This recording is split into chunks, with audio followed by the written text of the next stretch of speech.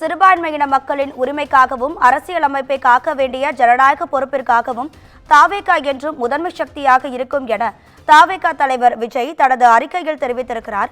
வக்பு திருத்த சட்டத்திற்கு எதிரான வழக்கில் தமிழ்நாடு அரசு தன்னையும் இணைத்துக் கொண்டு வாதங்களை முன்னிறுத்தி சட்ட போராட்டத்தை தொடருமா எனவும் அவர் கேள்வி ஒன்றை எழுப்பியிருக்கிறார். இது தொடர்பான கூடுதல் தகவல்களை நமது செய்தியாளர் அருண் வழங்கிட கேட்கலாம். அருண் வணக்கம். தாவேகாவுடைய சார்பிலிருந்து வந்திருக்கிற அந்த அறிக்கையில என்னெல்லாம் சொல்லியிருக்காங்க, உங்க முழு விவரங்களை சொல்லுங்க. ராதிகா, தமிழக வெற்றி கழகத்தினுடைய தலைவரும் நடிகருமான விஜய் இன்று தனது எக்ஸ்தல பக்கத்தில் 2 பக்க அளவில் தமிழக வெற்றி கழகத்தின் சார்பில் ஒரு நீண்ட அறிக்கையை வெளியிட்டிருக்கிறார்.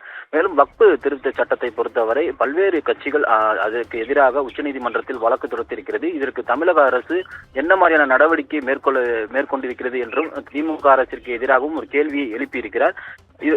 அதோடு மட்டுமல்லாமல் சிறுபான்மையின மக்களுடைய உரிமைக்காகவும் அரசியலமைப்பை காக்க வேண்டி ஜனநாயக பொறுப்பிற்காக தமிழக வெற்றி கழகம் என்றும் முதன்மை சக்தியாக களத்தில் நிற்கும் என்றும் அவர் அந்த அறிக்கையில் பதிவிட்டிருக்கிறார்.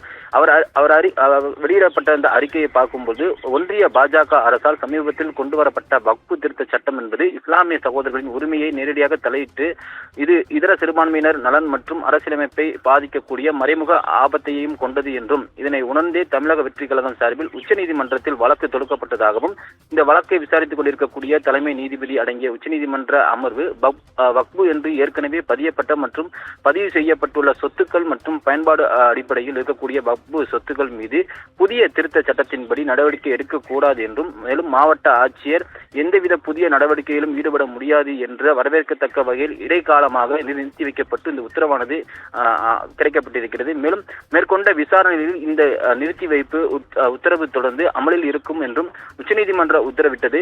இது வக்பு திருத்த சட்டத்திற்கு எதிராக போராடி கொண்டிருக்கக்கூடிய ஜனநாயக சக்திகள் அனைவருக்கும் கிடைத்த முதல் வெற்றி என்றும் அவர் பதிவிட்டிருக்கிறார். மேலும் தமிழக வெற்றி கழகத்திற்கு வாதாடிய மூத்த வழக்கறிஞர் அபிஷேக் சிங்வி அவர்கள் அரசியலமைப்பின் அடிப்படை விதிகளை கோடிட்டு காட்டியும் மத தனியுரிமை சட்டங்களில் இதுவரை நீதி அமைப்புகள் மேற்கொண்ட வரலாற்று நிலைப்பாடுகளை விளக்கியும் வாதிட்டிருக்கிறார்.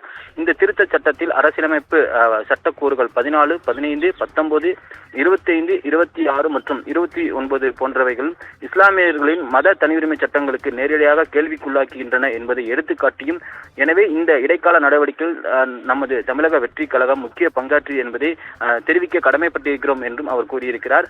மேலும் இந்த அறிக்கையில் 2வது பக்கத்தில் அவர் கூறியிருக்கிறது, தொடர்ச்சியாக வழக்கின் நிலைப்பாடு சார்ந்து உச்சநீதிமன்றத்தில் எதிர் மனுதாரனுடைய பதிலுக்கு பதிலுரையை தமிழக வெற்றி கழகம் தாக்கல் செய்துள்ளது. அதன் மீதான வழக்கு விசாரணை நாளை மே 15ஆம் தேதி நடைபெற இருக்கிறது. அந்த பதிலுரையில் சிறுபான்மையின மக்களுக்கு அடிப்படை உரிமைகளுக்கும் எதிராகவும் அரசியலமைப்பை கேள்விக்கு உள்ளாக்கும் விதமாகவும் உள்ள இந்த சட்டம் என்பது அடிப்படை உரிமைகளை மேல் கை வைக்கின்ற என்ற ஒரு அபாயத்தை முதன்மையாக கோடிட்டு காட்டியிருக்கிறோம். மேலும் வக்பு சட்ட திருத்தம் நாடாளுமன்றத்தில் விவாதத்தில் இருந்தபோது அதற்கு எதிராக தமிழ்நாடு அரசு தீர்மானம் ஒன்றை நிறைவேற்றியது. ஆனால் தற்போது புதிய வக்பு சட்ட திருத்தம் நாடாளுமன்றத்தில் மக்களவை மற்றும் மாநிலங்களவை இரு அவைகளிலும் நிறைவேறி குடியரசுத் தலைவருடைய ஒப்புதலை பெற்று அது சட்டமாகிவிட்டது. இருப்பினும் தமிழக அரசு நிறைவேற்றிய அந்த தீர்மானத்தின் நிலை என்ன என்றும் அவர் ஒரு கேள்வி எழுப்பியிருக்கிறார். இது தொடர்பாக தமிழ்நாடு அரசு ஏன் இன்னும் எந்த ஒரு விளக்கமும் அளிக்கவில்லை? இந்த விவகாரத்தில் தமிழ்நாடு அரசு மக்களுக்கு முன்னுதாரணமாக முதன்மை நடவடிக்கையில் இறங்கியிருக்க வேண்டாமா என்றும் திமுக அரசிற்கும் முதல்வருக்கும் ஒரு கேள்வி எழுப்பியிருக்கிறார். வக்பு திருத்த சட்டத்தை எதிர்ப்பதாகவும் இஸ்லாமியர்கள் உரிமையை பறிபோவதை பார்த்துக் கொண்டிருக்க மாட்டோம் என்றும் தொடர்ந்து பேசி வரக்கூடிய திமுக அரசு அந்த செயல் அளவில் அதற்கான நடவடிக்கைகளை எப்போது மேற்கொள்ளும் என்றும் ஒரு கேள்வி எழுப்பியிருக்கிறார். மேலும் சிஏஏ சட்ட திருத்தத்திற்கு எதிராக கேரளா இடது முன்னணி அரசுகள் மற்றும் சட்டமன்றத்தில் தீர்மானம் நிறைவேற்றியது. மேலும் மாநில அரசுகளுக்கான உரிமை அதிகாரத்தை பயன்படுத்தி உச்சநீதிமன்றத்தில் வழக்கு தொடுத்தது.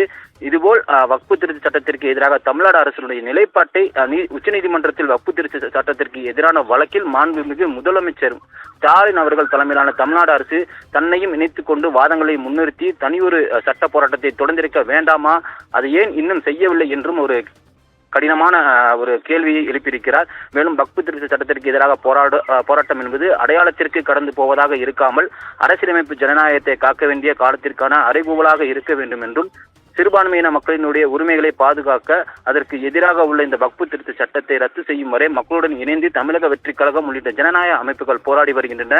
அதே போன்று இந்த போராட்டத்தில் தன்னையும் இணைத்துக் கொள்ள வேண்டிய தமிழ்நாடு அரசின் தார்மீக கடமை என்றும் சிறுபான்மையின மக்களுடைய உரிமைக்காகவும் அரசியலமைப்பை காக்க வேண்டிய ஜனநாயக பொறுப்பிற்காக தமிழக வெற்றி கழகம் என்றும் முதன்மை சக்தியாக களத்தில் நிற்கும் என்றும் ஒரு 2 பக்க அளவிலான சிறுபான்மை மக்களுக்காகவும் வக்பு திருத்த சட்டத்திற்கு எதிராக உச்சநீதிமன்றத்தில் தமிழக வெற்றி கழகத்தினுடைய சார்பில் போடப்பட்ட அந்த வழக்கு குறித்து ஒரு நீண்ட அறிக்கையை அவர் வெளியிட்டிருக்கிறார். ராதிகா,